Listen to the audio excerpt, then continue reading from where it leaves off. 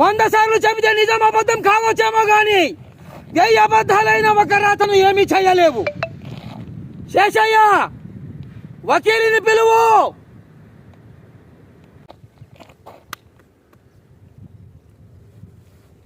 పవరా 1000 watts ఉంటుందా? ఈ political power నువ్వు తీసుకున్న డిగ్రీ అనుకున్నావా? చచ్చే వరకు నీతో ఉంటుంది అనుకోవడానికి. ఎలక్షన్ కి పవర్ కట్ అయిపోతుందిరా. పోరంబోకు కాల్ చేసేవాడిని సార్, సచ్చుండేవాడు.